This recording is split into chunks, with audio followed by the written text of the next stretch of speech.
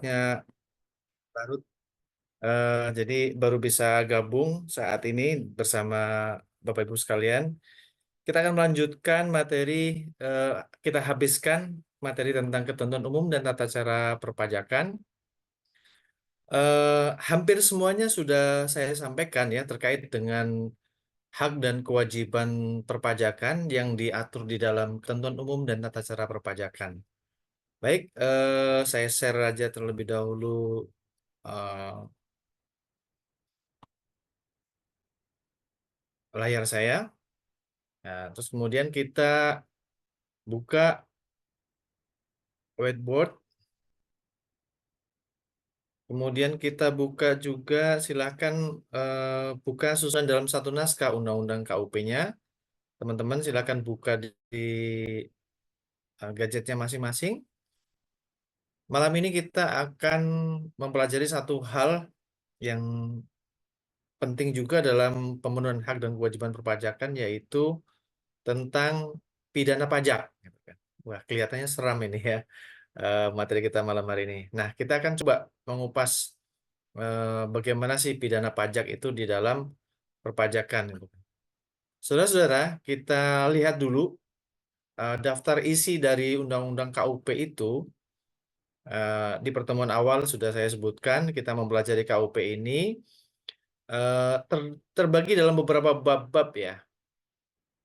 Ya, terdiri dalam beberapa bab. Nah, mulai dari timbulnya hak dan kewajiban perpajakan, kemudian eh, pengawasan sampai sengketa, ini sudah kita bahas semuanya. Nah, eh, kita akan masuk ke bab khusus yaitu tentang ketentuan pidana. Ya, ada di bab 7, bab 8 dan bab 9. Ini dalam hal eh, pidana di bidang perpajakan. Jadi Bapak Ibu Saudara, ketentuan pidana itu ternyata tidak hanya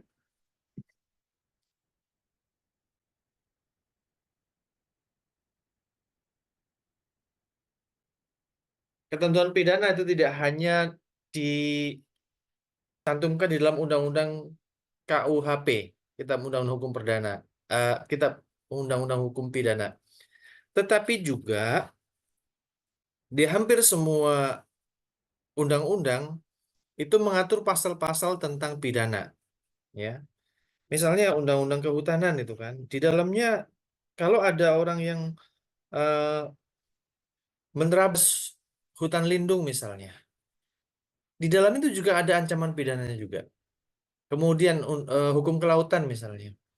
Kalau misalnya merusak terumbu karang, merusak biota laut yang memang dilindungi, itu juga ada ancaman pidananya juga. Nah, demikian juga di dalam Undang-Undang Perpajakan, Bapak Ibu Saudara. Nah, ini ada ketentuan pidana bab 8 dan bab 9 penyidikannya. Ini berkaitan erat ya antara ketentuan pidana dan penyidikan. Karena apa? Bab 9 penyidikan itu untuk menemukan bukti-bukti bahwa suatu tindak pidana itu benar-benar terjadi dan menemukan siapa tersangkanya. Nah, ini tujuan dari penyidikan. Nah, ini berkaitan dengan ketentuan pidana. Oke, baik. Bapak Ibu Saudara, tentang pidana itu terbagi ke dalam setidaknya 2 atau 3 bagian ya. Apa? Pidana yang ada di dalam Undang-Undang KUP ini. Kalau kita bagi terhadap eh, ancaman kepada siapa ya, kepada siapa, kepada pihak mana yang dapat diancam hukuman pidana eh, perpajakan. Nah, ini ada di dalam modul, silakan kita buka sama-sama saja. Tindak pidana bidang perpajakan itu di bab 9 halaman 72 di modul saudara. Ini ada 2 setidaknya, saudara-saudara ya. Ya, secara umum tindak pidana bidang perpajakan dikelompokkan menjadi 2, yaitu tindak pidana oleh pegawai pajak atau fiskus dan tindak pidana oleh wajib pajak dan atau pihak lainnya. Jadi ada segitiga kan ya, segitiga fiskus atau petugas pajak, kemudian ada wajib pajak, dan ada juga pihak-pihak lain di luar petugas pajak dan wajib pajak yang dapat dikenai ancaman pidana. Ya. Nah, sesuai undang-undang ini apa saja? Yuk, mari kita lihat satu demi satu eh, ancaman tindak pidana yang dapat dilakukan. Yang pertama adalah tindak pidana oleh pegawai pajak atau oleh fiskus. Ini ada di pasal 36A Undang-Undang KUP. Atau kalau kita bisa mau baca SDSN-nya juga sama. Ya sebenarnya isinya sama ya, pasal 36 kita lihat. Atau kita lihat ke bab mengenai pidananya dulu deh di Undang-Undang KUP ini. Tadi ada di pasal bab 4 gitu ya.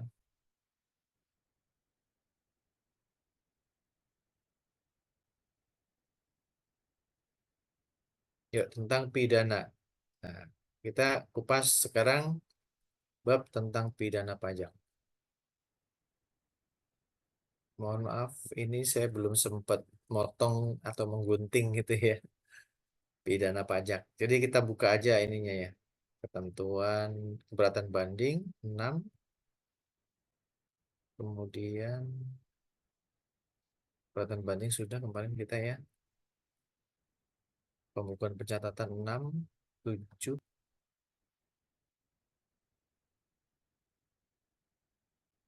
penyegelan. Ketentuan khusus ini berkaitan dengan siapa yang dapat menjalankan eh, kewajiban perpajakan. Oke, yuk kita lihat. Nah, ini ketentuan pidananya pasalnya, kita lihat bentuk wujud pasalnya gitu ya. Jadi supaya saudara mempunyai gambaran yang...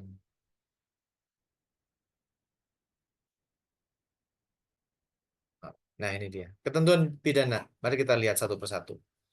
Ada di bab 8, pasal 38, setiap orang yang karena kealpannya tidak menyampaikan SPT, menyampaikan SPT tapi isinya tidak benar atau tidak lengkap. Nah, ini eh, siapa saja ya yang tidak menyampaikan SPT atau menyampaikan SPT yang tidak benar atau tidak lengkap, bisa diancam dengan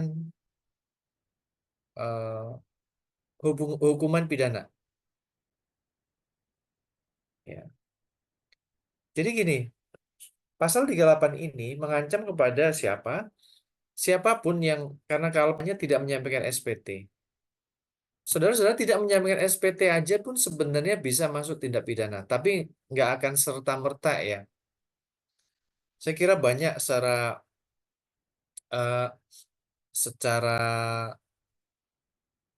normatif juga banyak masih wajib pajak yang belum menyampaikan SPT gitu kan. Nah, tidak menyampaikan SPT itu tidak juga serta-merta akan mendapatkan ancaman pidana ini. Untuk dapat menjadi eh, pidana yang dikenai pasal 38 ini harus ditentukan dulu ada di sini frasa sehingga dapat menimbulkan kerugian pada pendapatan negara. Nah, jadi harus dapat ditemukan dulu kerugian pada pendapatan negaranya berapa gitu loh. Nah, ada asas yang di dalam eh, menentukan tindak pidana perpajakan namanya adalah asas ultimum remedium gitu kan. Ultimum remedium artinya bahwa ketentuan pidana yang diancam di dalam Undang-Undang KUP ini akan digunakan sebagai cara terakhir. Akan digunakan sebagai cara terakhir ya pada saat semua cara itu telah dilakukan dalam rangka wajib pajaknya itu menyampaikan SPT dan menjalankan sistem self assessment-nya yang sudah pernah kita pelajari sebelumnya. Nah, kalau memang kemudian seluruh upaya-upaya itu sudah dilakukan ternyata wajib pajaknya tetap bandel, terus kemudian ternyata kebandelannya itu ya, kebandelannya itu dalam dalam hal apa? A dan B ini tadi tidak menyampaikan SPT atau menyampaikan SPT-nya isinya tidak benar atau isinya tidak lengkap. Dan harus ditentukan di sini ada frase sehingga dapat menimbulkan kerugian pada pendapatan negara. Jadi harus ditentukan terlebih dahulu berapa kerugian pendapatan negaranya. Baru nanti bisa dilakukan ancaman dengan ancaman tindak pidana bidang perpajakan sesuai pasal 38. Nah, kalau dua hal ini harus terpenuhi ya. tidak menyampaikan SPT dan adanya kerugian pada pendapatan negara, barulah nanti akan dilakukan tindakan penyidikan ya untuk menemukan siapa tersangka. Nah, ancamannya apa? Dipidana dengan pidana denda dengan denda 1 kali jumlah pajak terutang atau tidak terutang atau yang kurang bayar, kemudian paling banyak 2 kali pidana kurung dipidana, kemudian dipidana kurungan paling singkat 3 bulan dan paling lama 1 tahun. Jadi ini pidana kalau wajib pajaknya tidak menyampaikan SPT atau menyampaikan SPT isinya tidak benar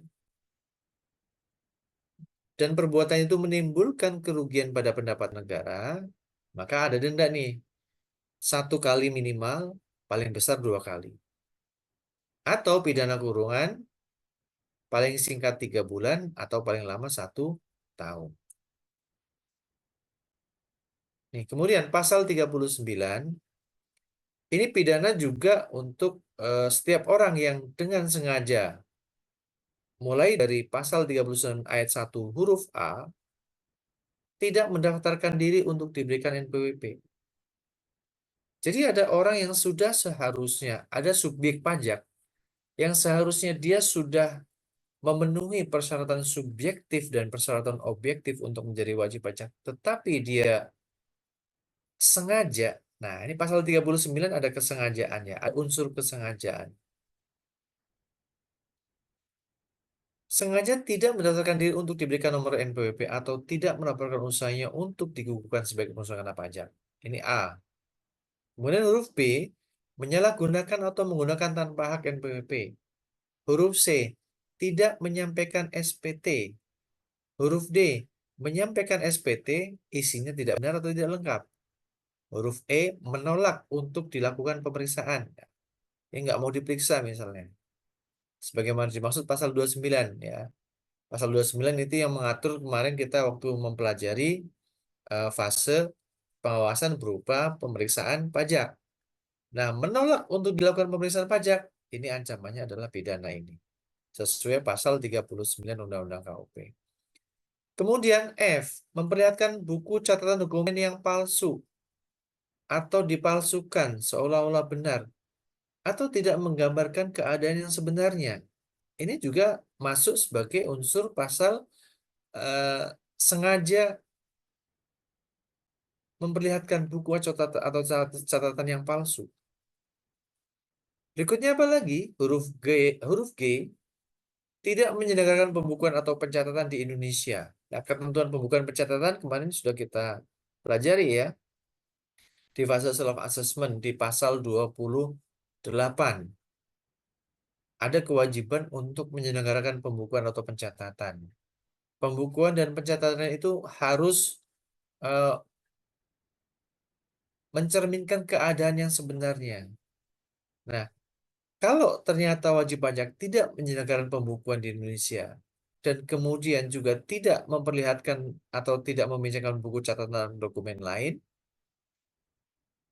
selanjutnya H, tidak menyimpan buku catatan atau dokumen yang menjadi dasar pembukuan atau pencatatan dokumen lain, termasuk hasil pengolahan data dari pembukuan yang dikelola secara elektronik, ya, atau diselenggarakan secara program aplikasi online di Indonesia sebagaimana dimaksud dalam pasal 28 ayat 11, atau I, tidak menyetorkan pajak yang telah dipotong atau dipungut. Nah, segala tindakan ini yang sengaja dilakukan oleh siapa saja, setiap orang yang dengan sengaja ini, sehingga dapat menimbulkan kerugian pada pendapatan negara, ini ada ancaman pidananya adalah pidana penjara.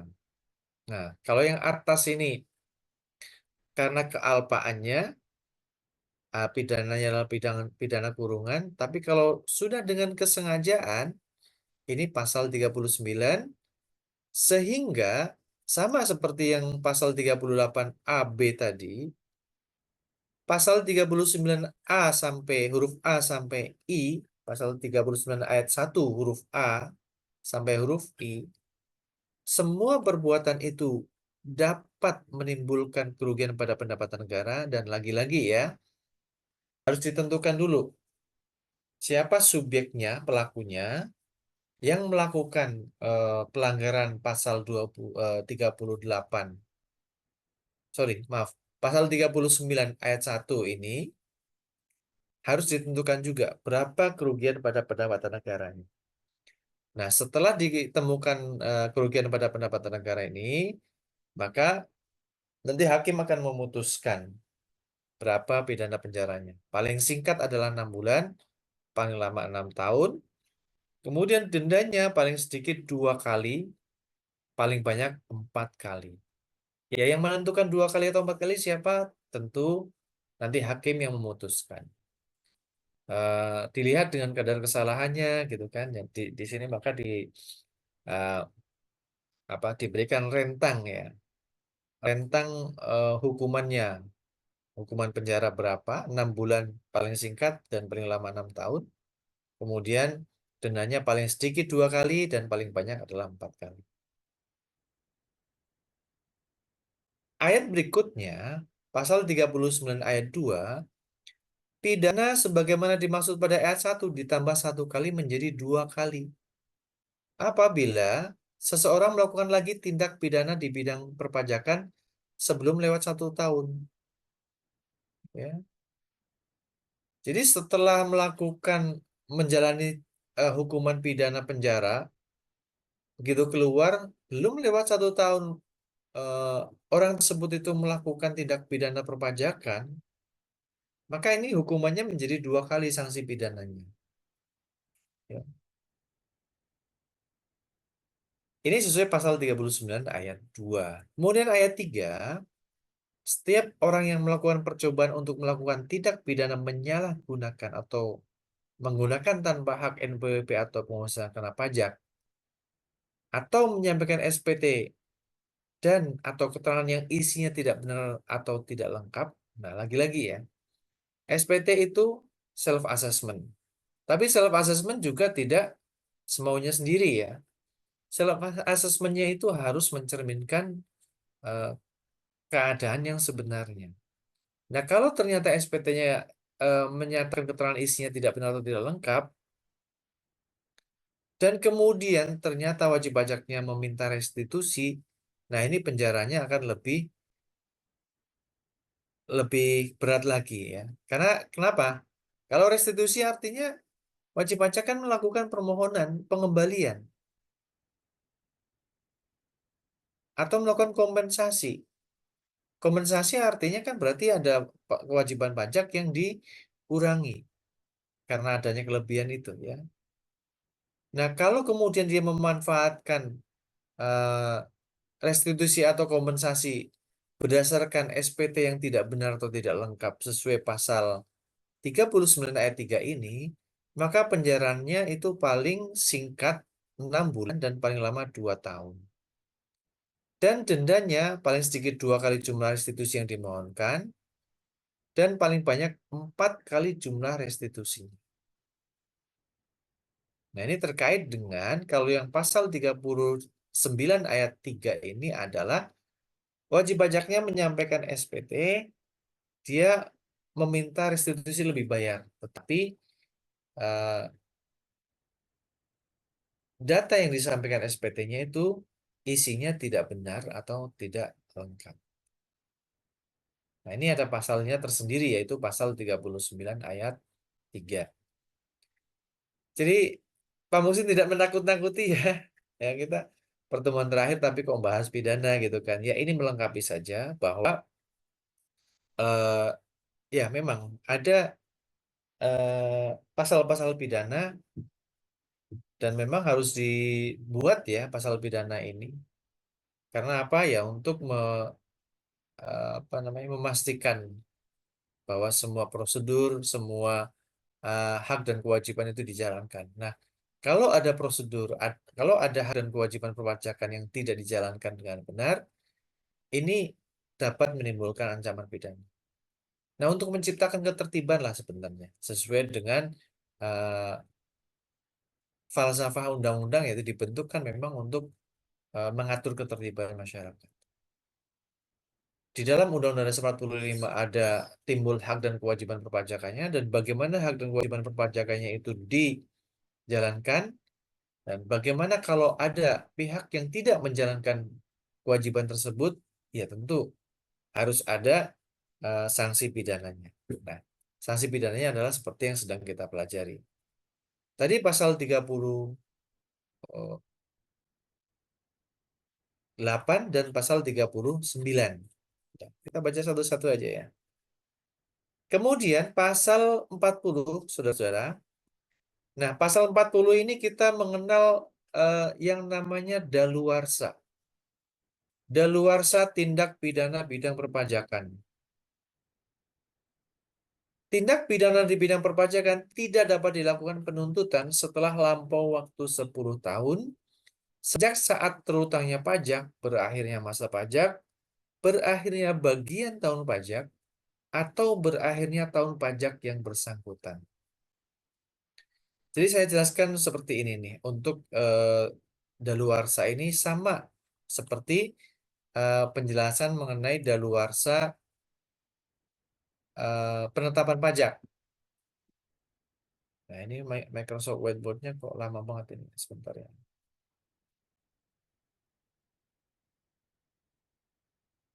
Kita ulangi coba.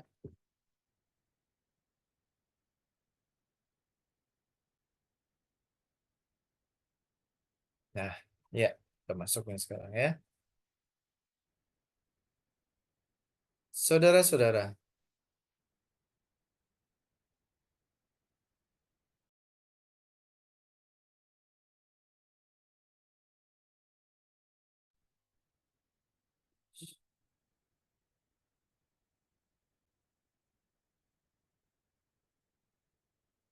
Nah, daluarsa tindak pidana katanya tadi disebutkan pasal 40, waktunya lampaunya adalah 10 tahun.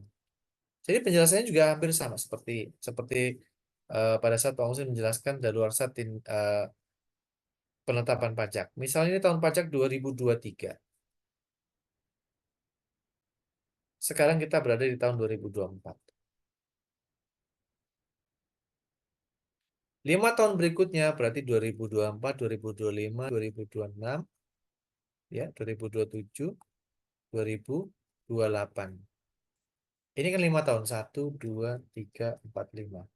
Nah, sepanjang 5 tahun ini kita mengenal namanya daluarsa penetapan pajak. Ini yang kemarin kita sebutkan sebagai fase pengawasannya di sini. Ya. Setelah tahun 2028 atau tahun 2029 untuk tahun pajak yang lalu, tahun pajak 2023, ini wajib pajaknya sudah sedikit bisa bernafas lega. Kenapa? Sudah bisa dianggap SPT-nya kalau tidak dilakukan penetapan pajak, SPT-nya ini sudah dianggap benar. Ada kepastian hukum maksud saya. Angka yang di dalam SPT itu walaupun mungkin di dalamnya ada yang salah-salah kan gitu kan. Tapi di sini untuk memberikan kepastian hukum. Ini sama juga seperti kemarin pasal 13 Pak Musin sampaikan ketika pada saat pemeriksaan. Jadi pasal 13 itu kan memberikan waktu 5 tahun setelah akhir tahun pajak atau berakhirnya masa pajak, eh, Direktur Jenderal Pajak itu dapat menerbitkan SKP. Ini dibatasi selama waktu lamanya adalah 5 tahun ini. Nah, ini namanya daluarsa penetapan pajak. Nah, kita mengenal juga satu lagi daluarsa namanya daluarsa tindak pidana bidang perpajakan. Yang ditentukan waktunya lamanya adalah 10 tahun. Maknanya apa? Artinya bahwa kalau ternyata wajib pajaknya itu melakukan tindak pidana untuk tahun pajak 2023 ini ya, saudara-saudara. Kalau ada tindak pidana, maka masih tetap bisa dilakukan tindakan penyidikan untuk menentukan kerugian pendapatan negaranya berapa, ada tindak pidananya apa, bukti-bukti yang ditemui, selama tenggang waktu 10 tahun ini, negara masih bisa melakukan penyidikan atas tindak pidana pajak. Nah, di sini kan nanti akan ditemukan juga berapa kerugian pendapatan negaranya yang harus dibayar juga. Gitu. Nah, makanya ketika kemarin kita mempelajari tentang eh, pembukuan atau pencatatan, mungkin saudara bertanya-tanya, Pak Muhsin, kenapa pembukuan pencatatan itu ditentukan waktunya adalah 10 tahun sesuai pasal 28, ya kan? Padahal kita mengenal eh, penetapan pajaknya hanya 5 tahun. Kata Pak Muhsin kan kemarin kalau sudah lewat dari 5 tahun kantor pajak nggak ngapa-ngapain, berarti SPT-nya itu bisa dianggap benar. Sudah ada kepastian hukum, iya. Setelah lewat 5 tahun ini ada kepastian hukum, iya. Menjadi pasti gitu kan. Ya. Misalnya PPh-nya 100 juta, ya sudah. Ini 100 juta benar atau enggak? Kan bertanya-tanya saudara kan. Ini kan masih versinya wajib pajak. Saudara kalau wajib pajak, sampai kapan saya bisa yakin dengan 100 juta ini bahwa ini diakui oleh negara? Ya sampai daluarsa ini. Nah, ini untuk menentukan eh, kepastian hukumnya. Tetapi di Undang-Undang Pajak kan ada unsur tindak pidana pajak gitu ya. Yang tidak semata-mata hanya administratif ini.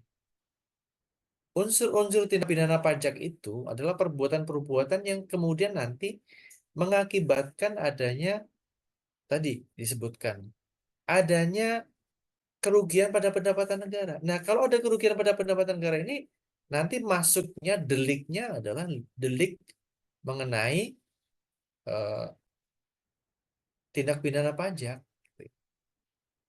yang waktunya ditentukan adalah 10 tahun, ya sehingga pembukuan atau pencatatan juga harus disimpan oleh wajib pajak selama waktunya adalah 10 tahun ini.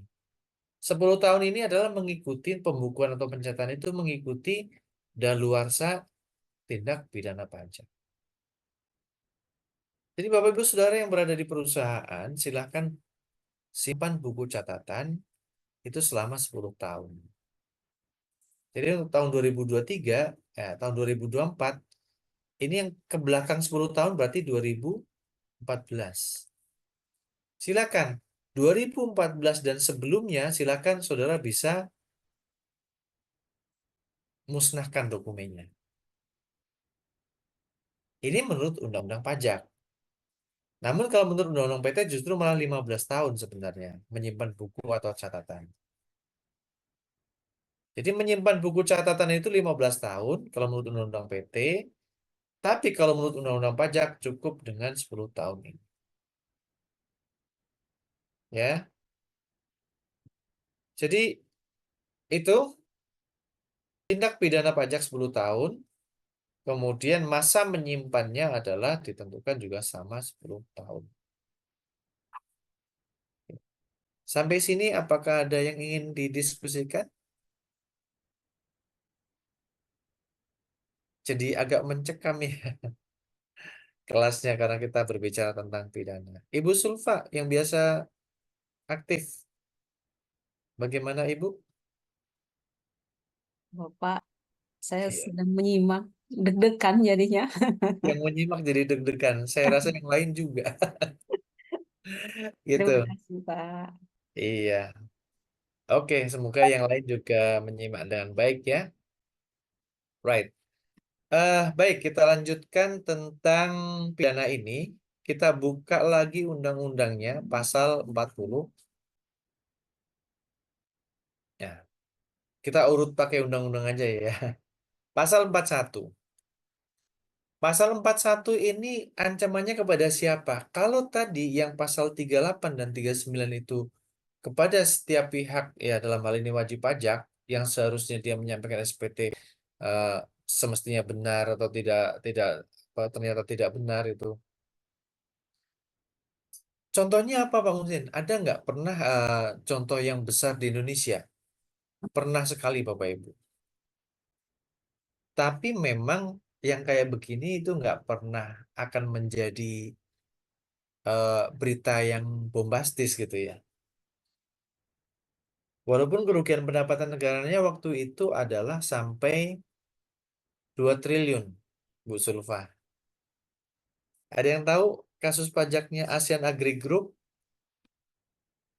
Nah, itu silahkan nanti Bapak Ibu Saudara, ini sudah lumayan lama ini sebenarnya kasus ini kan 2000 berapa ya, 2006 atau 2000 berapa.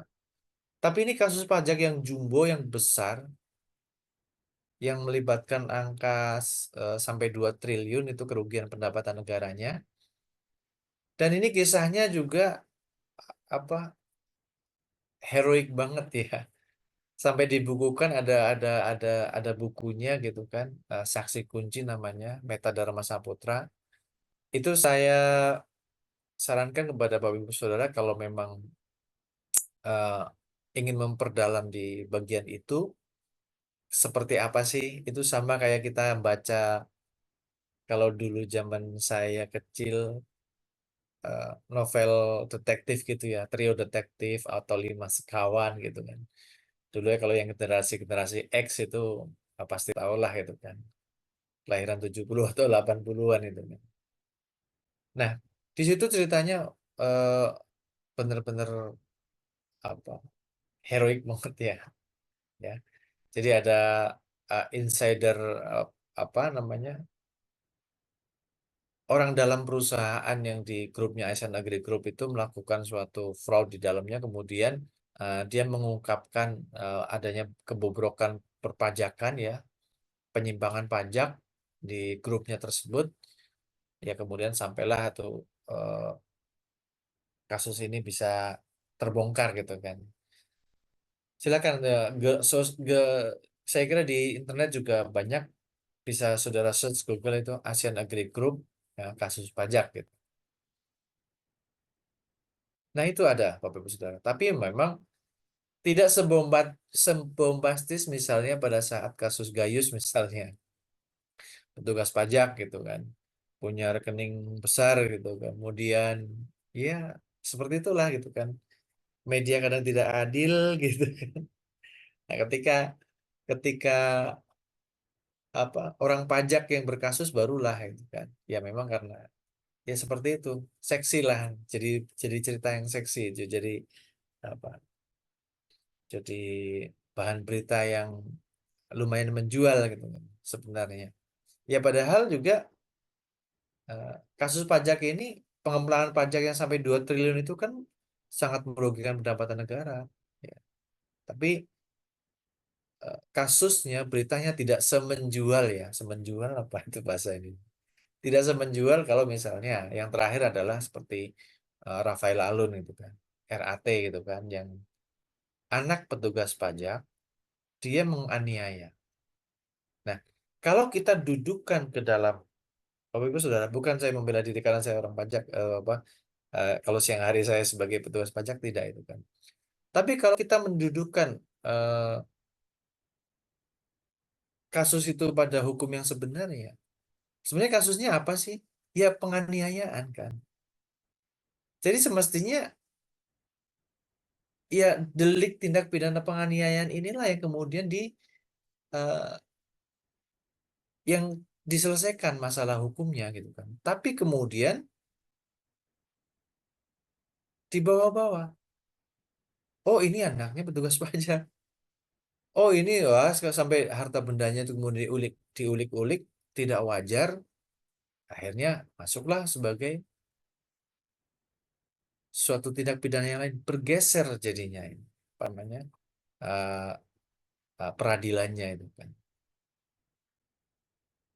Nah, itu contohnya ya Bapak Ibu Saudara.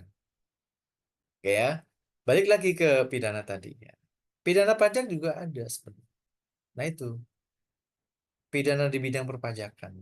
Dan kalau kita cari putusan-putusan di pengadilan negeri itu juga banyak. Itu juga ada apa namanya? eh, Oke, mari kita lihat aja penegakan hukum ya. Ada bab tersendiri mengenai penegakan hukum di eh, tema ini ya, di di apa, situsnya pajak.go.id.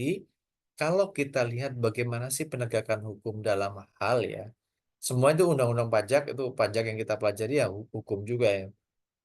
Ya penegakan hukum di sini yang pengertiannya adalah ya bagaimana hukum pajak itu dijalankan gitu kan, termasuk di dalamnya adalah indikasi-indikasi pidana ini gitu ya. Saudara menyampaikan SPT itu juga kan sebenarnya melaksanakan penegakan hukum juga kan itu kan, self assessment gitu kan. Kemudian ada fase pengawasan itu kan. Itu juga salah satu penegakan hukum juga. Nah, coba kita lihat kinerja penegakan hukum di Indonesia menurut undang-undang, menurut eh, berita yang dirilis oleh Direktorat Jenderal Pajak. Nah, ini sama seperti yang ada di situsnya pajak.go.id, cuman saya ambil fotonya supaya untuk mempermudah saja gitu kan. Nah, bagaimana kinerja penegakan hukum selama tahun lalu, 2023? Ini selama tahun 2023 ada 276 wajib pajak mengungkapkan ketidakbenaran perbuatan sesuai pasal 8 ayat 3 Undang-Undang KUP dengan total pembayaran mencapai 1,39 triliun. Ini pasal 8 ayat 3. Pasal 8 ayat 3 ini apa nih Bapak Ibu Saudara? Ini agak kelewat itu. Pasal 8 ayat 3 adalah wajib pajaknya mengungkapkan ketidakbenaran SPT-nya. Jadi sebelum dilakukan tindak pidana, saudara-saudara, saudara itu bisa ngakuin. Ya. Kita buka aja ya pasal 8 ayat 3-nya. Yuk bareng-bareng. Pasal 8 ayat 3 kayak gimana? Ctrl F pasal 8. Jadi kita nanjak ke atas coba ya pasal 8 ayat 3 Undang-Undang KUP. Page up. Apa bicaranya pasal 8 ayat 3 ini? Belum stasiun Pak, maaf Pak, Oh tertutup. iya, belum share screen ya. Coba, maaf.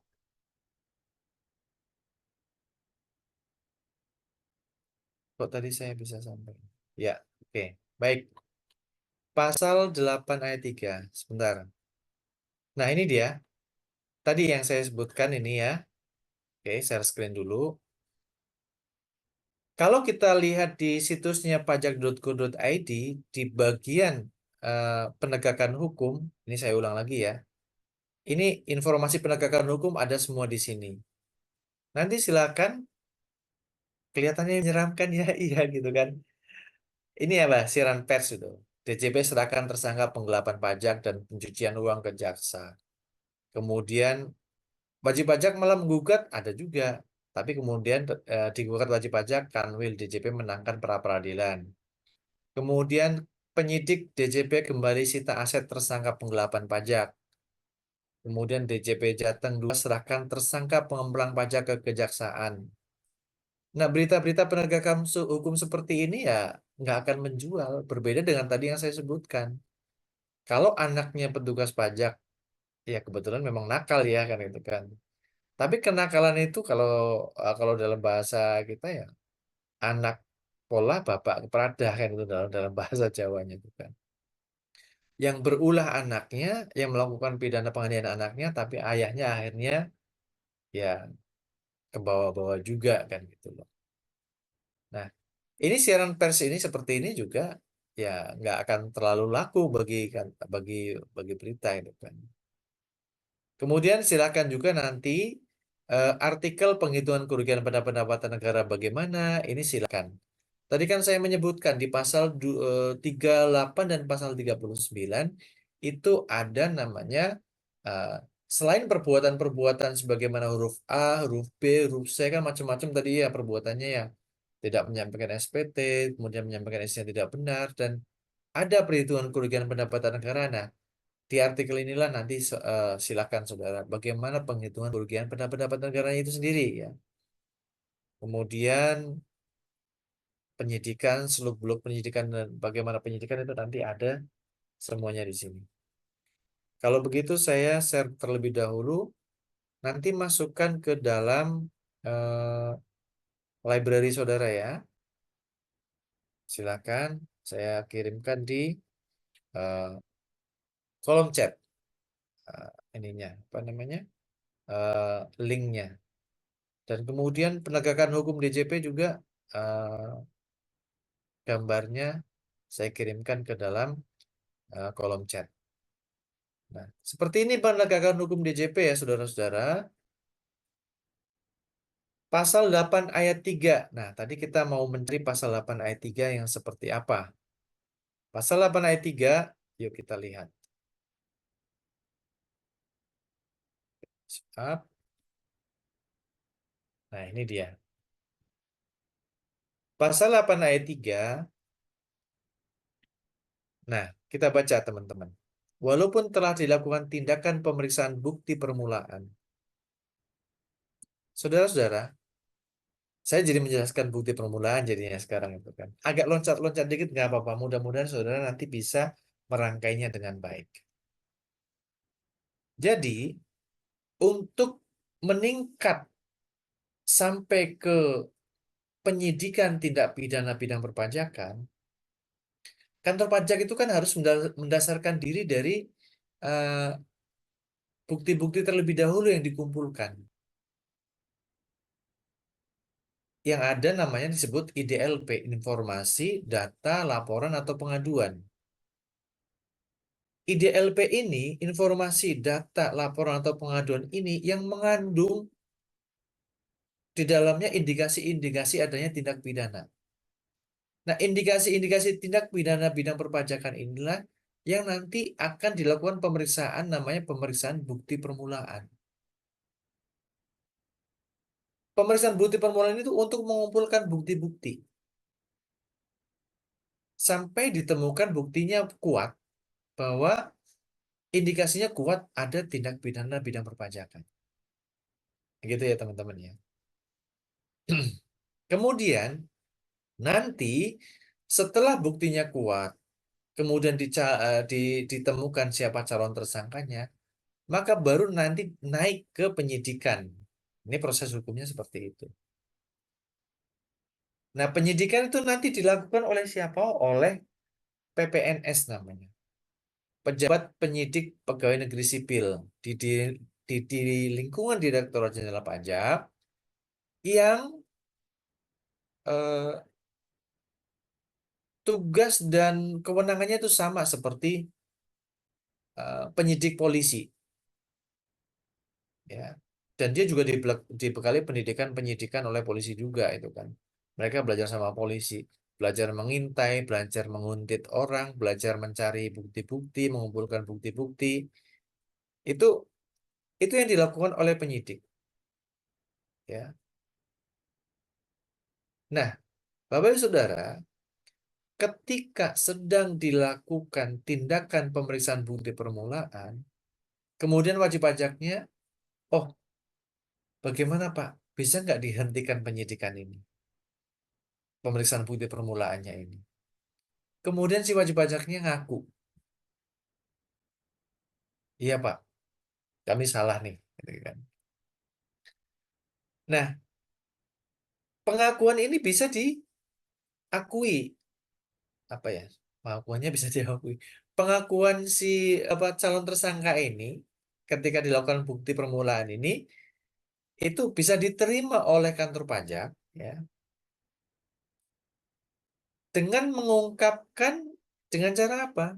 Wajib pajak dengan kemauan sendiri dapat mengungkapkan dengan pernyataan tertulis mengenai ketidakbenaran perbuatannya. Jadi pasal 38 atau pasal 39 tadi kan disebutkan wajib pajak yang dengan alfa tidak menyampaikan SPT, isinya tidak benar, kan gitu. Kemudian datanglah penyidik,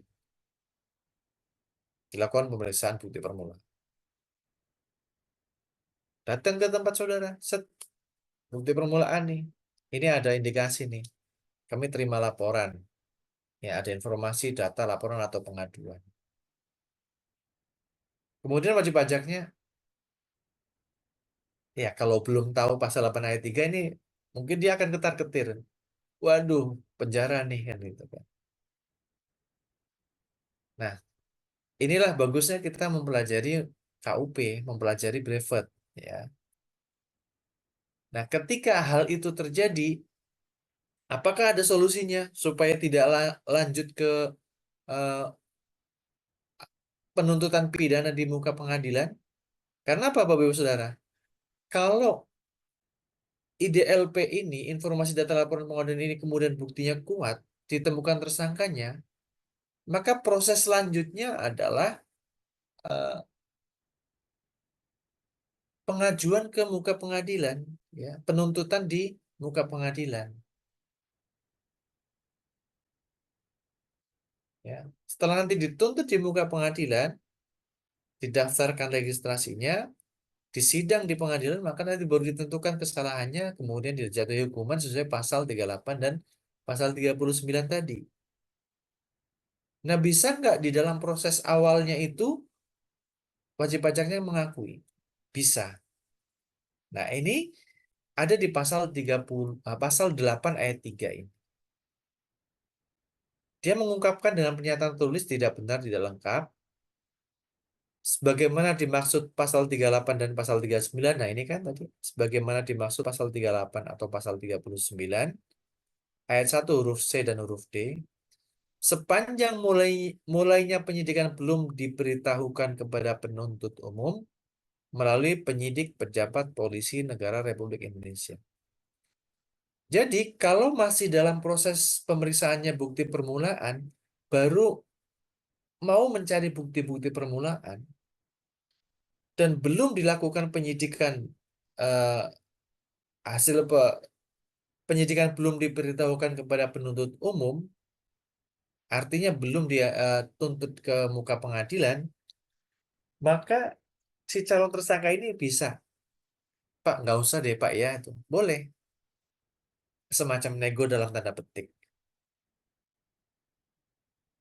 Tapi ada tapinya nih. Kita lihat pasal 8 ayat 3A. Pengungkapan ketidakbenaran perbuatan sebagaimana dimaksud pada ayat 3 yang tadi atas tadi ya ceritanya, lagi dikumpulkan bukti, pemeriksaan bukti permulaan kan namanya. Kemudian belajar nih undang-undang KUP sama Pak Moksin. Oh, ternyata kita boleh nih memberhentikan proses penyidikannya. Jangan sampai kita dituntut di muka pengadilan karena tahun ini kita sedang misalnya ada yang mencalonkan diri jadi kepala daerah misalnya. Ini kan lagi tahun politiknya ramai banget kan ya. Bagaimana akan bisa menjadi kepala daerah padahal dia utang pajaknya, SPT-nya kagak benar seperti ini kan gitu kan. Sedang dilakukan penyidikan. Berhenti bisa nggak ya? Bisa. Tenang saja. Tapi ada tapinya. Berhentinya ada di pasal 8 ayat 3 ya, berhentinya penyidikan. Kemudian pasal 8 ayat 3A ini sanksinya. Oke, pengungkapan ketidakbenarannya itu boleh diterima, tapi harus melunasi kekurangan pembayaran jumlah pajak yang sebenarnya terutang, ditambah sanksinya sebesar 100%. Jadi misalnya kalau dari indikasinya ternyata 1 miliar kurang bayar, ya kan? Dari indikasi-indikasi data, laporan, atau pengaduan, ternyata dia ngemplang pajak 1 miliar, nggak dibayar misalnya. Dia boleh minta, masih baru proses pemeriksaan bukti permulaan, dia minta dihentikan. Oke Pak, boleh stop ya Pak, bukti permulaannya. Kami mengakui ada kesalahan kurang bayar 1 miliar, memang benar Pak. Tapi ini jangan sampai maju ke eh, penyidikan ya Pak. Kalau maju ke penyidikan nanti naik ke eh, kan penuntutan di pengadilan ya atas tindak pidana pajak itu kan. Boleh banget.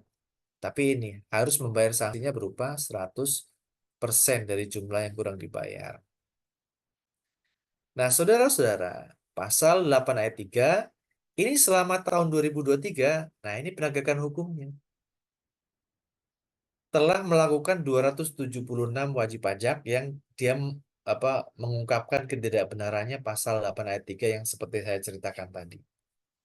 Jadi sepanjang tahun 2023 Direktur Jenderal Pajak melakukan upaya penyidikan, pengumpulan bukti bukti permulaan, pemeriksaan bukti permulaan, dan kemudian dari pemeriksaan bukti permulaan itu dihentikan karena wajib pajaknya mengakui, si calon tersangkanya mengakui, kemudian mereka membayar, pembayarannya mencapai 1,39 triliun. Artinya apa? DJP kan sudah mengamankan pendapatan negara dari sini. Yang tadinya mau ngemplang, nggak jadi. Nah, berapa yang diamankan oleh eh, oleh aparat negara, aparat ini, teman-teman di Direktorat Jenderal Pajak itu, datanya adalah ini. Pembayarannya adalah 1,39 triliun. 1,39 triliun lumayan ya. Bisa buat beli pesawat tempur mungkin ya. Bisa buat bayar bosnya anak-anak kita yang bersekolah di sekolah negeri kan gitu ya. Kemudian apalagi data berikutnya adalah 5.595 wajib pajak melakukan pembuatan SPT dan pembayaran hasil kolaborasi penegakan hukum. Dengan total pembayarannya adalah 2,66 triliun. Kemudian apalagi 1.218 wajib pajak dilakukan pemeriksaan bukti permulaan. Nah, ini pemeriksaan bukti permulaan yang hasilnya itu 276-nya kemudian ini tadi ya, mengungkapkan ketidakbenarannya. Nah, dari 1.218 ini kemudian ada 455 wajib pajak yang dilanjutkan ke penyidikan, Bapak Ibu Saudara. Dilanjutkan ke penyidikan karena memang ya bandel bener gitu kan. Kalau yang 276 ini dia ya Pak, saya ngaku kan gitu kan. Dilakukan penyidikan, kemudian apalagi datanya 89 perkara dinyatakan lengkap oleh Jaksa Penuntut Umum atau P21. Ya kan? Dari 89 ini kemudian kegiatan penyitaan, pemblokiran dan yang lain-lain itu bagian dari penegakan hukum atau dan itu juga bagian dari penagihan pajak kemarin ya yang kita pelajari itu kan. Pemblokiran rekening, penyitaan barang, ini ada beberapa kegiatan nih. 658.000 surat paksa. Ya, kemarin kita mempelajari penagihan pajak dengan surat paksa. Nah, ini fakta data yang kita peroleh dari situsnya Direktorat Jenderal Pajak. Surat paksanya ini. Berapa terbit surat paksa? 658.000.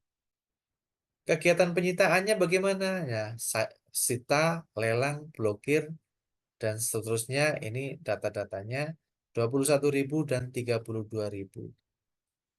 Kemudian berkas perkaranya yang dinyatakan lengkap 89. Ada 24 kasus dilakukan penghentian penyidikan dengan total pembayaran pokok dan sanksi sebesar 67,35 miliar. Ya. Kemudian apalagi 1.039 penyelesaian pelaksanaan forensik digital.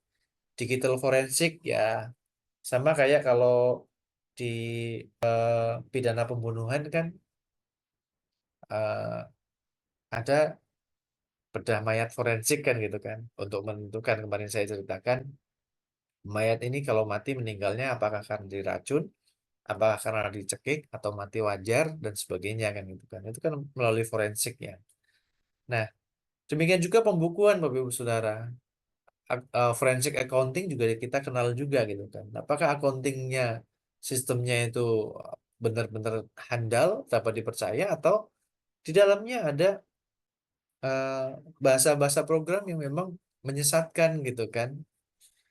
Kalau diminta laporan keuangan untuk kantor pajak, ya cari yang labanya kecil misalnya.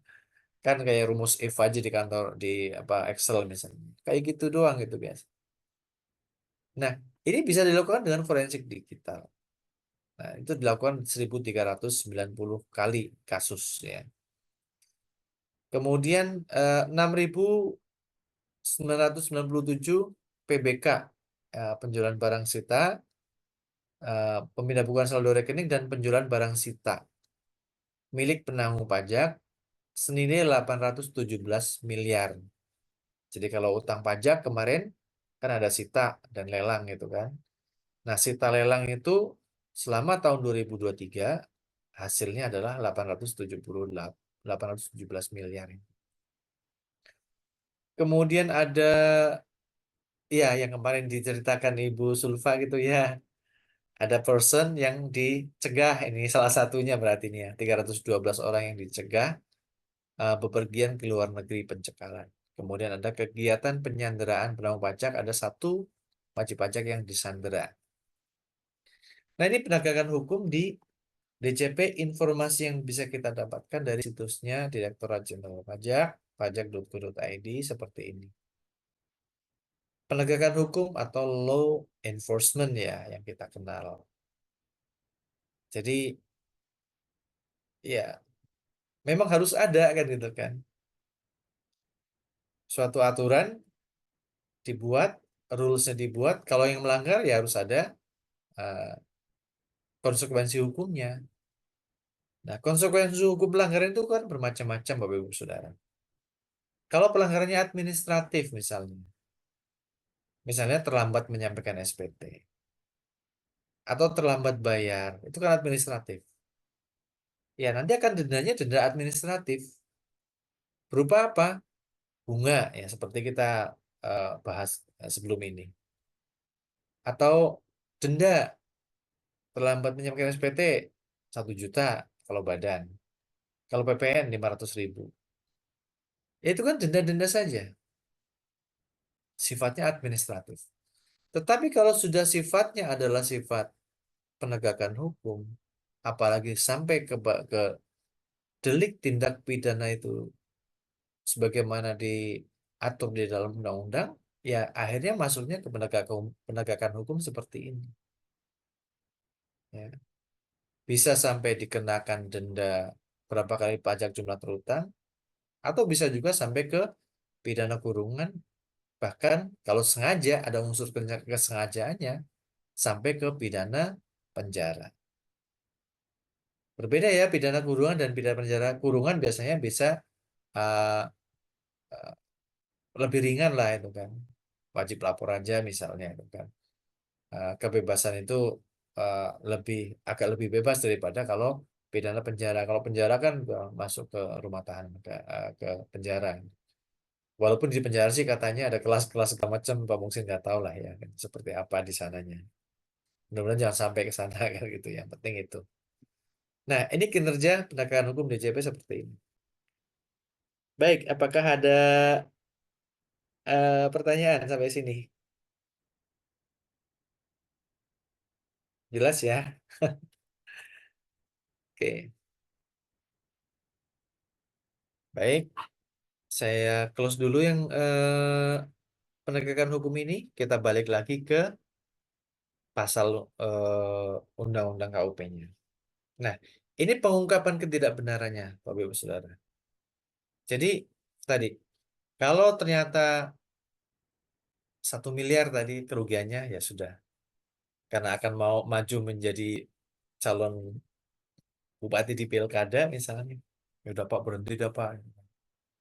Ya nanti tingkat keterpilihannya kan berkurang kan. Walaupun saya juga nggak yakin gitu kan. Apakah masyarakat Indonesia peduli terhadap hal ini gitu kan? Eh, apakah masyarakat Indonesia peduli bahwa eh, calon yang akan dia pilih itu sudah comply terhadap kewajiban pajaknya? Kayaknya nggak juga sih gitu kan. Itu perlu perlu penelitian lebih lanjut kayaknya itu kan.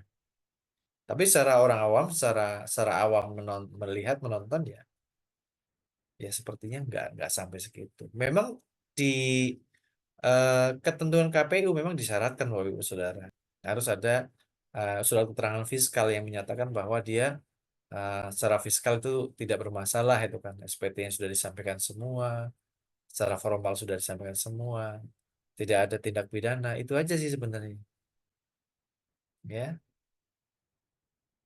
Walaupun kebenaran dari SPT yang telah dia sampaikan itu kan juga memang perlu ada proses lagi gitu kan. Tapi surat keterangan fiskal itu ya biasanya hanya menerangkan bahwa ya dia sudah comply SPT-nya sudah disampaikan semuanya dan tidak ada indikasi pidana. Itu saja sebenarnya. Ya. Nah, sama juga Bapak Ibu Saudara, pasal 4 ini, pasal 8 ayat 4, sekaligus saya Pak Muhsin jelaskan mengenai pasal 8 ayat 4 ini. Walaupun sudah diperiksa bagaimana Pak? Sama juga. Walaupun sudah diperiksa, boleh menyampaikan ketidakbenaran penyampaian SPT. Tetapi pemeriksaan tetap dilanjutkan. Nah,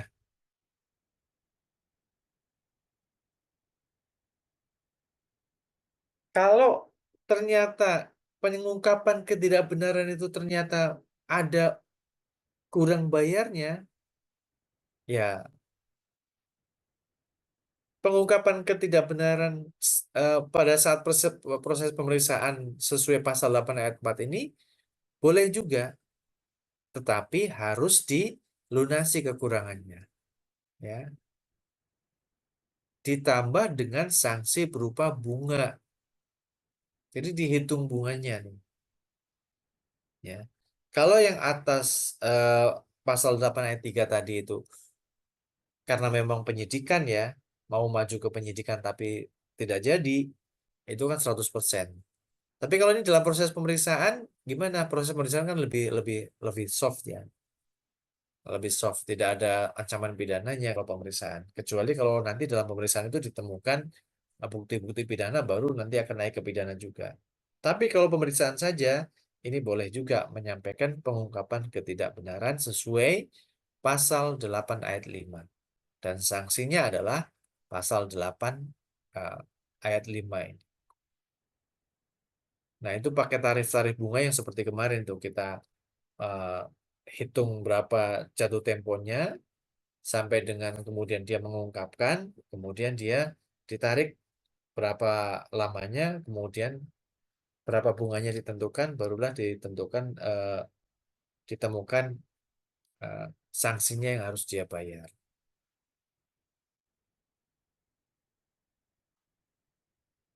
Oke, itu ya pasal 8 ayat 3. Tadi kita sudah sampai situ.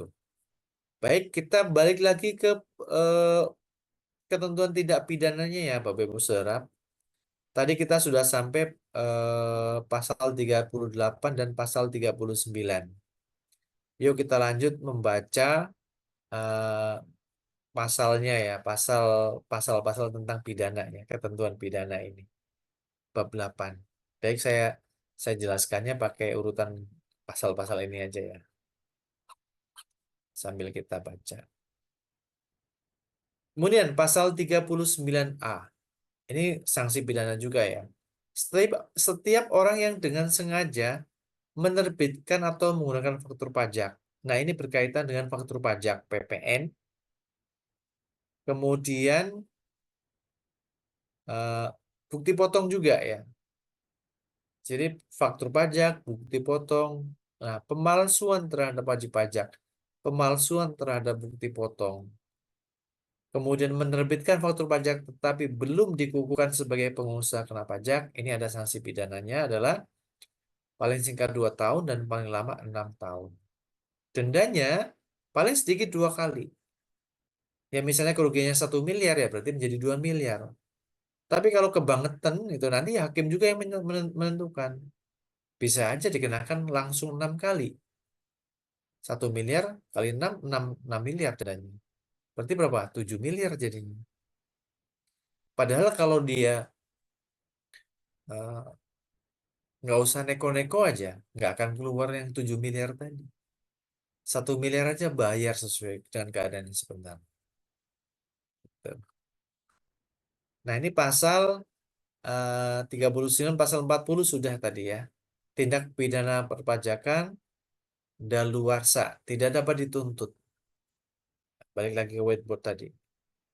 Jadi kalau tindak pidananya tahun 2023, nanti di tahun berapa yang tidak bisa dituntutnya atas tindakan pidana itu? Ya 2030, ini 2031, 2032, 2033. nanti di 2034, ini kan udah lewat 10 tahun nih. Kalau atas tindak pidana di tahun pajak 2023 baru ketahuannya di tahun 2034, negara nggak bisa melakukan penyidikan lagi. Kenapa? Sudah lewat 10 tahun. Bebas dari segala tuntutan, bebas dari segala tindak pidana. Goodbye maksudnya ya. Goodbye itu. Jadi ya udah, kan udah lewat 10 tahun nggak bisa dituntut lagi gitu. Sama kalau hukum hukum internasional kejahatan perang itu berapa tahun nggak bisa dituntut lagi itu kan. 20 tahun, 30 tahun, atau 50 tahun. Silakan baca ya. Jadi negara Indonesia udah merdeka berapa tahun? 79 tahun. Kalau tuntutan pidana peperangan itu 50 tahun, berarti ya kita sudah nggak bisa lagi untuk menuntut uh, atas korban-korban peperangan sebelumnya itu kan.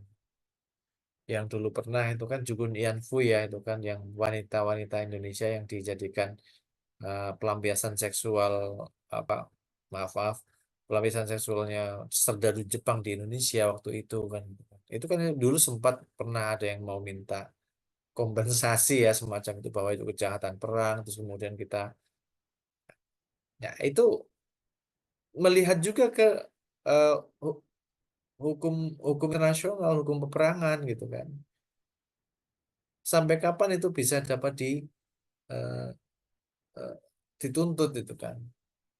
Tentu ada batas waktunya 50 tahun kah, 100 tahun kah, 70 tahun kah, kan gitu kan. Nah, sama halnya seperti tindak pidana bidang perpajakan juga. Ada tindak pidana perpajakan tahun 2023. Kalau sekarang kita di 2024 ya masih, kan masih tahun pertama. Nah, nanti setelah lewat 10 tahun baru bebas dari segala tuntutan, tidak dapat dituntut lagi. Ini pasal 40 ya Undang-Undang KUP. Berikutnya, pasal 41. Saudara, pasal 41 ini eh, ancaman kepada setiap orang yang wajib memberikan keterangan atau bukti yang diminta sesuai pasal 35, tapi dengan sengaja tidak memberi keterangan atau bukti. Atau memberi keterangan atau bukti tetapi tidak benar. Nah, ini akan dipidana dengan pidana kurungan paling lama 1 tahun dan denda paling banyak 25 juta rupiah. Nah, pasal 41 itu berarti kan merefer ke pasal 35. Bukti yang diminta di pasal 35 apa yang diminta? Ya berarti kita lihat ke pasal 35-nya. Apa bukti yang diminta menurut pasal 35, saudara-saudara? Nah, pasal 35 itu mengatur apabila dalam menjalankan ketentuan undang-undang pajak diperlukan keterangan atau bukti dari bank, akuntan, notaris, konsultan pajak, kantor administrasi, dan pihak ketiga lainnya yang mempunyai hubungan dengan wajib pajak yang dilakukan pemeriksaan pajak, penagihan, atau penyidikan. Nah, jadi ceritanya begini. Pasal 35 itu kantor pajak sedang melakukan pemeriksaan. Pada saat pemeriksaan kan tidak hanya melihat buku-buku saja. Buku-buku yang disodorkan oleh kantor pajak. Tidak hanya itu saja. Tetapi juga mungkin pemeriksa pajak perlu untuk mengkonfirmasi ke pihak lain. Asosiasi misalnya. Atau Syah Bandar itu kan misalnya kalau wajib pajaknya eksportir atau importir, berapa data kontainer dia memasukkan ke Indonesia, berapa data kontainer dia ekspor ke luar negeri, misalnya begitu. Nah, tapi kalau ternyata pihak-pihak yang diminta itu menolak, tidak memberikan data-data yang diminta, maka ancamannya ya pasal 41 ini tadi. Gitu loh teman-teman ya, Bapak Ibu Saudara. Jadi, ketentuan pidana pasal 38 dan pasal 39 itu berkaitan dengan wajib pajaknya. Oke, iya. Jelas, itu bisa dikenakan. Kemudian pasal 41 ini pihak lain. Ya, yang tadi saya sebutkan ada segitiga ini. Wajib pajak, eh, fiskus atau petugas pajak, atau pihak lain. Nah, pihak lainnya seperti contoh ini tadi. Syah Bandar, bea cukai, gitu, kemudian asosiasi. Tentu asosiasi kan punya data misalnya, karena dia harus menyampaikan data. Kalau perusahaan batu bara di Indonesia kan ada tuh asosiasi perusahaan batu bara, ini kan. Ya berapa ekspor batu bara, berapa dia mengambil batu bara dari tubuh apa namanya tubuh bumi Indonesia, itu kan datanya juga mestinya ada. Pada saat pemeriksaan pajak, pemeriksa itu meminta data itu harusnya asosiasi itu harus memberikan data yang diminta. Kenapa? Kalau tidak memberikan, ancamannya adalah pasal 41 ini.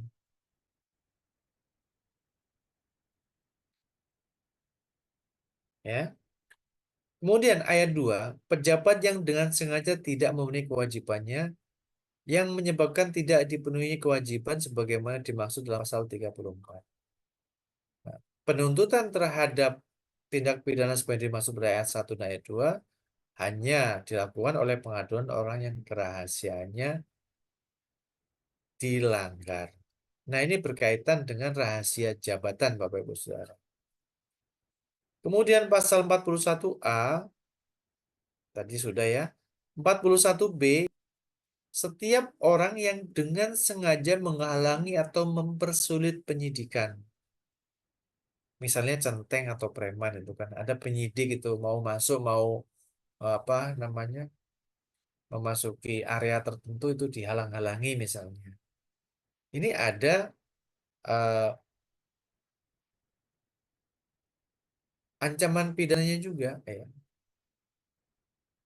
Jadi ini setiap orang berarti siapa aja kan itu kan. Yang dengan sengaja menghalangi atau mempersulit penyidikan. Berikutnya, pasal 41C. Pasal 41C, setiap orang yang dengan sengaja tidak memenuhi kewajiban sebagaimana dimaksud pasal 35A. Nah, balik lagi. Pasal 41C ini merefer ke pasal 35A. Dan ini hukumannya bermacam-macam nih. Pidana kurungan 1 tahun dan paling banyak 1 miliar. Kemudian ada yang pasal 41C ayat 2, pidananya adalah kurungan paling lama 10 bulan atau denda paling banyak 800 juta. Atau pasal 41 ayat 3, 41C ayat 3, setiap orang yang dengan sengaja tidak memberikan data atau informasi yang diminta oleh Direktur Jenderal Pajak sebagaimana dimaksud pasal 35A ayat 2. Ini ada pidana. Coba 35 berarti kan, 35A. Ini tentang apa Bapak Ibu Saudara? Pasal 35A ini dia.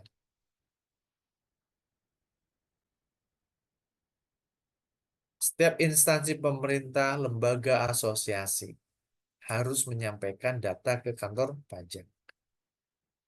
Nah, makanya ini yang kemarin Ibu Zulfa itu juga pernah menyampaikan itu kan. Pak, kantor saya dapat SP2DK itu kan. Ada surat permintaan penjelasan atas data atau keterangan. Ini salah satunya sumbernya dari sini Bapak Ibu Saudara. Ada data-data yang di gather itu ya, apa ada data-data yang dikumpulkan oleh kantor pajak dari semua asosiasi, dari pihak lain gitu kan. Sehingga tidak heran itu kan. Mungkin saudara kagum, mungkin saudara bertanya-tanya, loh kok bisa kantor pajak itu tahu gitu kan? Ya tahu karena ini, karena pasal 35A ini. Coba kita baca ayat 2-nya. Pasal 35A ayat 2, dalam hal data informasi sebagaimana dimaksud ayat tidak mencukupi, nih, Direktur Jenderal Pajak berwenang menghimpun data dan informasi untuk kepentingan penerimaan negara yang ketentuannya diatur dengan peraturan pemerintah. Nah, jadi gathering data itu, mengambil data itu, ya itu sudah pekerjaannya WP, data mining ya. Nah, ini pasal 35A. Kalau ternyata ada pihak yang diminta sesuai pasal 35A itu tidak memberikan data yang diminta, maka inilah pasal 41C. Ini pidananya adalah pidana kurungan. Dendanya juga lebih besar nih, 1 miliar rupiah. gitu ya. Jadi yang kena sanksi pidana siapa lagi nih tadi? Pihak-pihak, instansi, asosiasi atau pihak lain yang diminta data, tetapi dia tidak memberikan data sesuai yang diminta. Berikutnya lagi, pasal 43. Ini juga berkaitan dengan pihak lain selain wajib pajak. Siapa di pasal 43 ini? Ayo kita baca pasal 43 ayat 1. Ketentuan sebagaimana dimaksud dalam pasal 39, ya tadi pasal 39 dan 39A, berlaku juga bagi wakil, kuasa, pegawai wajib pajak, atau pihak yang menyuruh atau melakukan, yang turut serta melakukan, yang menganjurkan, atau yang membantu melakukan tindak pidana. Jadi pidana pajak itu ya ternyata luas ya Bapak Ibu Saudara. Ininya apa namanya? Pihak-pihak yang bisa diancam dengan pidana ini, ya. Nah, ini pasal 43 ini pihak-pihak lain yang menyuruh, yang menganjurkan, yang turut serta, ini bisa ya diancam dengan pidana sesuai pasal 43 yang sedang kita baca. Ya, pasal 43 ayat 1 dan pasal 43 ayat 2. Nah, sekarang tadi kan saya sebutkan ya, kita malam ini akan mempelajari dua bab, yaitu bab mengenai eh, tindak pidana dan penyidikannya. Ya. Nah, ini tadi tindak pidana adalah di bab 9. Nah, sekarang kita bab 8 ini agak kayak terbalik gitu kan. Bab 8 itu tentang penyidikan tindak pidananya itu sendiri. Nah, ini pemeriksaan bukti permulaan dan penyidikan. Mengenai pemeriksaan bukti permulaan sudah saya singgung tadi sedikit ya. Pemeriksaan bukti permulaan yaitu berdasarkan informasi data laporan pengaduan kan tadi ya IDLP itu kan. Adanya indikasi tindak pidana. Nah, ini awal ya, awal dari proses melakukan banyak proses bisnisnya ya, bagaimana mulai dari data, mulai dari indikasi-indikasi, kemudian indikasi itu dilanjutkan dengan penyidikan dan sampai ke penuntut umum dan dijatuhi hukuman. Nah, pemeriksaan bukti permulaan dan penyidikan pajak ini ada di bab berikutnya dalam Undang-Undang KUP yaitu bab 9. Oke ya, Bapak Ibu Saudara, kita baca aja bareng-bareng yuk ya mengenai penyidikan ini. Penyidikan eh, bidang perpajakan itu pasal 43A.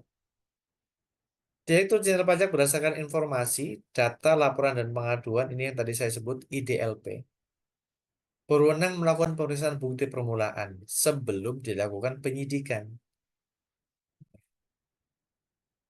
Nah, pemeriksaan bukti permulaan dilaksanakan oleh siapa? Pejabat penyidik.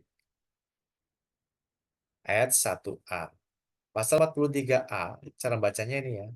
Pasal 43A, ini ayat 1. Ini ayat 1A. Gitu ya. Pemeriksaan bukti permulaan dilaksanakan oleh pejabat penyidik pegawai negeri sipil. Kemudian ayat 2, dalam hal terdapat indikasi tindak pidana dari bidang perpajakan yang menyangkut petugas Direktur Jenderal Pajak, Menteri Keuangan dapat menugasi unit pemeriksaan internal di lingkungan Kementerian Keuangan untuk melakukan pemeriksaan bukti permulaan. Kemudian ayat 3-nya, apabila dari bukti permulaan ditemukan unsur tindak pidana korupsi, pegawai Direktur Jenderal Pajak yang tersangkut wajib diproses menurut ketentuan hukum tindak pidana korupsi.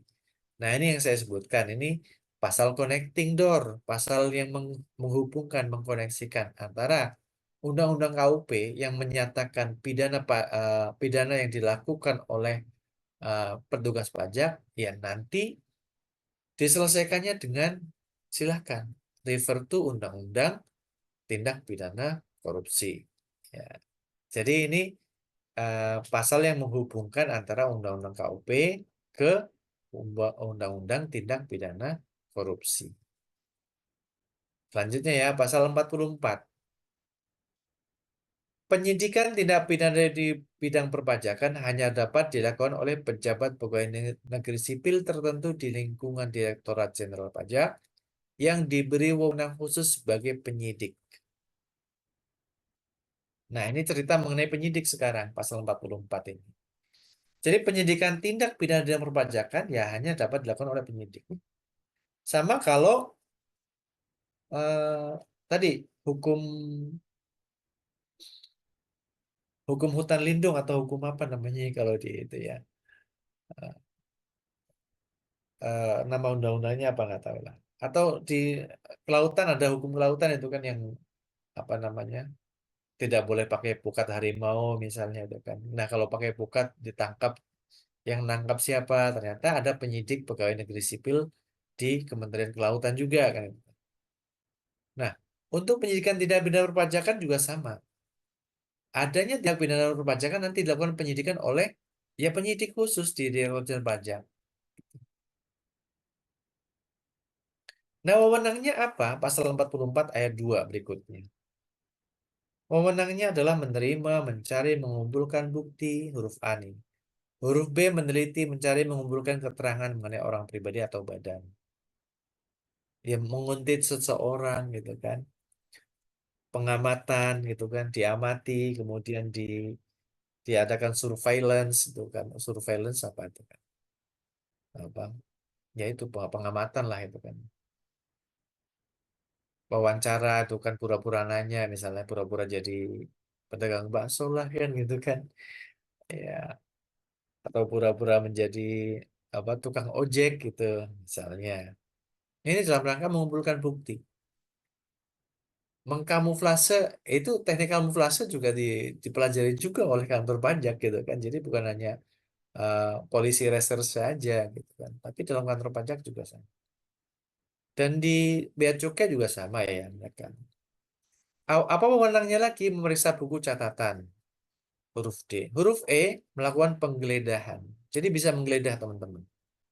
Sama seperti penyidik yang di tindak pidana korupsi, penyidiknya KPK.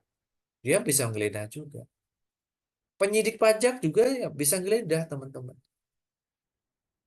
Untuk apa? Untuk mendapatkan barang bukti ya, yang diduga terkait dengan tindak pidana di bidang perpajakan. Kemudian huruf F, penyidik juga bisa meminta bantuan tenaga ahli dalam rangka melaksanakan tugasnya. Misalnya tadi ahli forensik accounting misalnya kan. Bisa minta itu kan. Forensik apa namanya IT gitu kan bisa juga, dan saya kira IT forensik itu juga mereka punya disiplin ilmu tersendiri ya gitu kan. Nah bantuan tenaga ahlian itu bisa dimanfaatkan, bisa diminta oleh kantor pajak. Contoh yang paling sekarang kan itu kita bisnis itu sedang bertransformasi besar-besaran. Sekarang bisnis bisa online gitu kan. Nah bisnis online itu juga pengenaan pajaknya gimana gitu kan. Nah, itu kan juga bisa minta bantuan tenaga ahli. Ya, bagaimana suatu platform bisnis eh, toko-toko online seperti itu, mereka mendapatkan penghasilan, bagaimana pajak yang bisa dikumpulkan dari sana, itu bisa. Tenaga ahli itu dimanfaatkan di sini. Berikutnya apa lagi? Penyidik tuh boleh menyuruh berhenti seseorang, melarang seseorang meninggalkan ruangan atau tempat pada saat pemeriksaan sedang berlangsung. Kemudian H, penyidik boleh memotret seseorang yang terkait dengan tindak pidana perpajakan. I, penyidik boleh memanggil orang untuk didengar keterangan yang diperiksa. J, huruf D, penyidik boleh melakukan pemblokiran atas harta kekayaan milik tersangka sesuai dengan ketentuan undang-undang dan atau penyitaan harta kekayaan milik tersangka sesuai undang-undang yang mengatur mengenai hukum pidana. Ya. Huruf K, penyidik boleh menghentikan penyidikan. Jadi kalau ternyata informasi data, laporan atau pengaduan itu ternyata tidak terbukti, ya sudah, penyidikan dihentikan, gitu loh. Berikutnya lagi huruf L. Melakukan tindakan lain yang perlu untuk kelancaran penyidikan. Tentu eh, tindakan lain itu menurut ketentuan peraturan perundang-undangan yang ada. Selanjutnya, pasal 44 ayat 3, penyidikan sebagai unsur pada ayat 1 memberitahukan dimulainya penyidikan dan menyampaikan hasil penyidikannya kepada penuntut umum melalui penyidik pejabat kepolisian negara Republik Indonesia sesuai dengan ketentuan yang diatur dalam Undang-Undang Hukum Acara Pidana. Nah, again, ini juga pasal koneksi, Bapak Ibu Saudara. Ya, pasal koneksi ini yang apa baru saya temukan itulah setelah sekian tahun saya mengajar KUP seperti ini. Pasal yang menghubungkan. Ya, pasal yang menghubungkan satu undang-undang dengan undang-undang yang lainnya. Jadi saudara-saudara, pasal 44 ayat 3, pasal 44 ayat 3 ini yang saya blok ini tadi ya, yang saya blok dengan warna biru ini, memberitahukan dimulainya penyidikan kepada penuntut umum ya, sesuai yang diatur Undang-Undang Hukum Acara Pidana. Jadi saudara, ketika sudah penyidikan, kita sudah masuk menggunakan hukum yang dipakai, kita beralih. Bukan di KUP lagi, tapi dari pasal 44 ayat 3 ini, proses penyidikan nanti kemudian dilakukan dengan hukum acara pidana.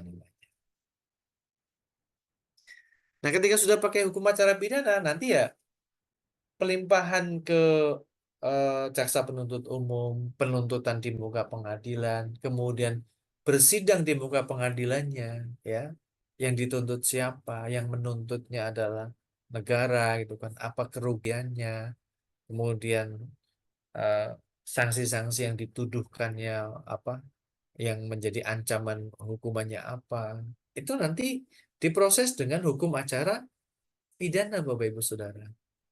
Bukan dengan undang-undang ini lagi, gitu kan. Jadi undang-undang ini hanya mengantarkan ya, kalau ada tindak pidana, siapa yang menyidik? Penyidik PPNS. Apa kewenangannya? Seperti polisi aja udah. Tadi yang mau kita baca kewenangan di pasal 44 ayat 2 tadi. Menguntit, mengintai gitu kan. Menghentikan seseorang, melarang seseorang untuk keluar ruangan misalnya. Nah, proses itu ya memberitahukan penyidikan. Begitu mulai memberitahukan penyidikan ya sudah, hukum acaranya yang digunakan adalah hukum acara pidana. Karena ini adalah eh, pelanggaran pidana yang sedang diteliti, ya, yang sedang dilakukan pencarian-pencarian bukti oleh penyidik. Begitu ditemukan bukti ya sudah, nanti masuk ke hukum acara pidana yang berlaku. Ayat berikutnya, dalam rangka pelaksanaan kewenangan penyidikan sebagaimana dimaksud pada ayat 1, penyidik dapat meminta bantuan aparat penegak hukum lain, misalnya polisi, TNI ya. Ya, TNI jarang ya, ada kepolisian ya. Nah, pasal 44A. Pasal 44A ini penghentian penyidikan. Penyidikan itu bisa dihentikan dalam hal apa? Wajib pajak melakukan pengungkapan ketidakbenaran, pasal 8 ayat 3 tadi. Jadi kalau ada pengungkapan, tadi yang kita lihat di fotonya juga ya, yang 1, berapa triliun tadi ya, penghentian penyidikan.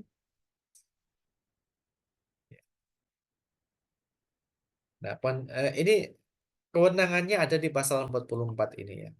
Wajib pajak melakukan pengungkapan ketidakbenaran perbuatan sebagaimana diatur dalam pasal 8 ayat 3. Yang tadi ya, apa?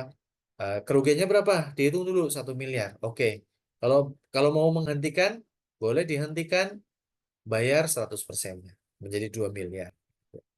Nah, kewenangan penyidikan itu dihentikan dengan pasal 44A ini. Bukan pasal 44 huruf A, bukan ya cara bacanya ya.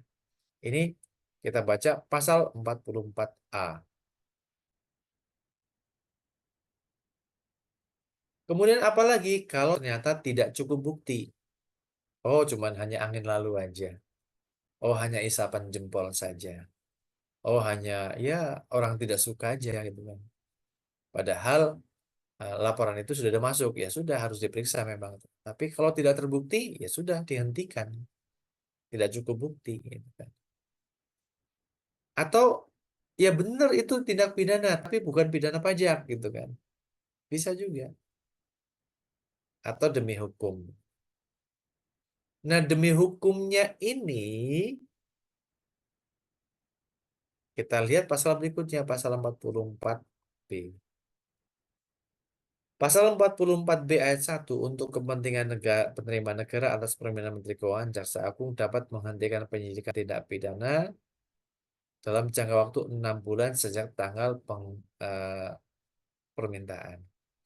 Pasal 44 ayat 2, penghentian penyidikan tindak pidana perpajakan sebenarnya dimaksud pada ayat 1 hanya dilakukan setelah wajib pajak atau tersangka melunasi kerugian pada pendapatan negaranya.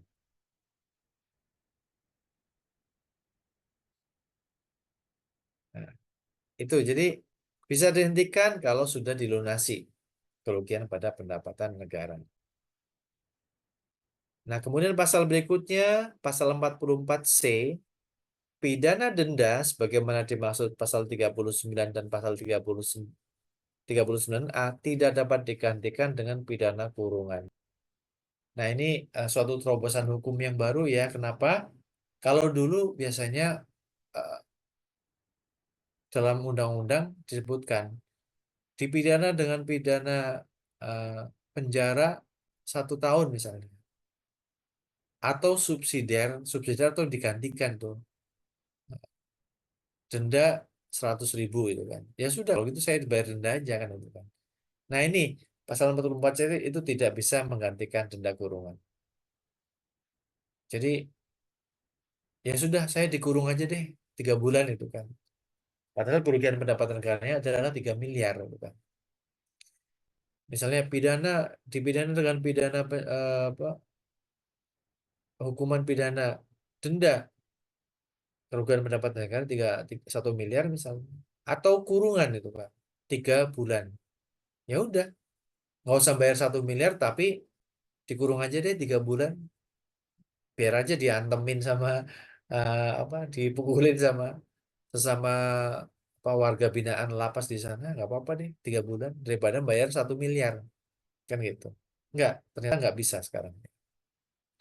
Jadi sanksi pidana itu sesuai pasal 44C ayat 1 ini tidak dapat digantikan dengan pidana kurungan ya. Ya, kalau sanksi denda kenakan 1 miliar harus bayar, dan kemudian kurungan ditambah kurungan 1 bulan, ya sudah 1 miliar dibayar, 1 bulan kurungan, dua-duanya dikenakan misalnya ya.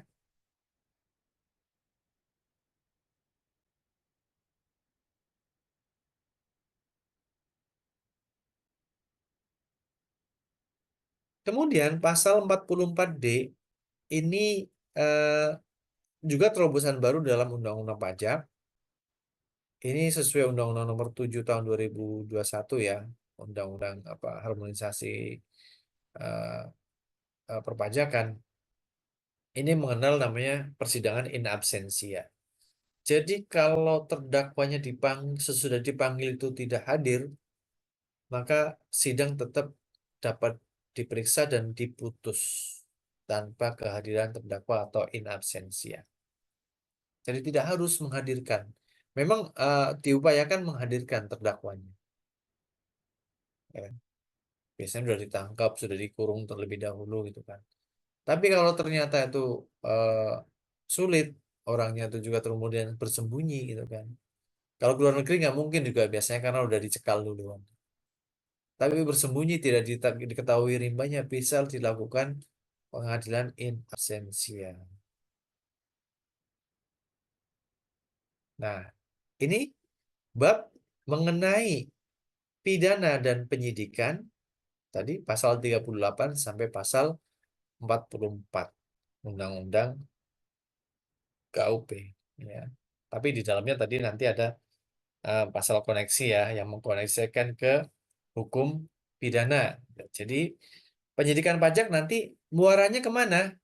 Inilah bedanya antara pemeriksaan pajak dan penyidikan pajak. Kalau pemeriksaan pajak yang kita pelajari kemarin itu kan berkaitan dengan eh, outputnya adalah ketetapan pajak, ya. Jadi berapa pajak yang harus dibayar? SPT-nya dalam contoh yang sering saya sampaikan, yang sering saya pakai, SPT-nya 100 juta. Diperiksa oleh pemeriksa pajak, ternyata kurang bayarnya 1 miliar. Sorry, bukan 1 miliar, 10 miliar. Ya, yang saudara setuju 3, yang tidak setuju 7 kan gitu kan. Nah itu kan prosesnya berupa proses pemeriksaan untuk menetapkan jumlah pajak yang seharusnya masih terutang berapa. Nah, inilah bedanya antara pemeriksaan dan penyidikan. Pemeriksaan dilakukan untuk menguji pemenuhan kewajiban perpajakan wajib pajak. Outputnya, hasilnya, resultnya adalah surat ketetapan pajak yang menetapkan berapa pajak yang harusnya dibayar oleh wajib pajak. Itu output dari pemeriksaan kan itu. Tapi beda output penyidikan. Kalau penyidikan mencari bukti. Yang membuat terang dari bukti-bukti itu ada tindak pidana pajak dan menemukan siapa tersangkanya, dan setelah ditemukan itu semua diajukan penuntutan ke meja pengadilan.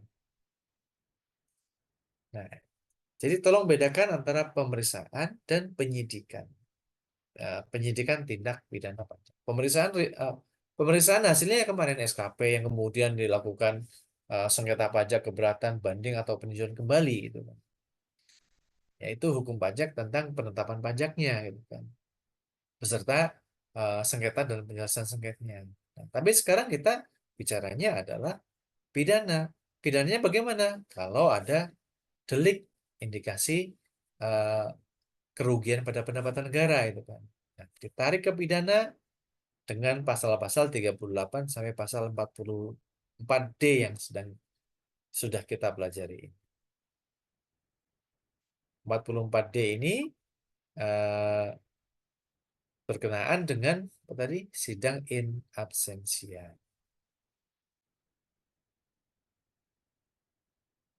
Oke. Bab 9 pendelegasian wewenang ini mengenai basis data ya. Jadi kita pakai NIK sekarang. Ketentuan pasal peralihan sudah selesai dan ketentuan penutup pasal 48. Hal lain yang belum diatur dalam undang-undang ini diatur lebih lanjut dengan peraturan pemerintah. Kemudian selesai. Alhamdulillah dengan demikian seluruh rangkaian eh, pemenuhan hak dan kewajiban perpajakan dalam ketentuan formal di bidang perpajakan sudah saya sampaikan semua. Insya Allah semoga tidak ada yang tertinggal. Dengan demikian menjadi utuhlah pengetahuan saudara tentang uh, brevet ini ya, brevet pajak ini. Jadi saudara sudah tahu what is-nya, apa pajaknya, kemudian how to-nya juga sudah Pak Muksin lengkapi. Dengan beberapa kali pertemuan kita telah membahas yang paling utama adalah undang-undang KUP-nya, kemudian kita juga membahas juga selain undang-undang KUP, undang-undang pengadilan pajak, undang-undang penagihan pajak dengan surat paksa, dan ya dua undang-undang itu ya. Kalau undang-undang pidana perdata kita singgung sedikit-sedikit memang. Baik, sampai sini sebelum saya tutup, apakah ada pertanyaan atau yang ingin didiskusikan saya berikan kesempatan. Mohon maaf ini agak jadi sedikit larut malam, ya karena kondisi juga yang memaksa saya nggak bisa eh, tepat waktu masuk eh, jam perkuliahannya tadi.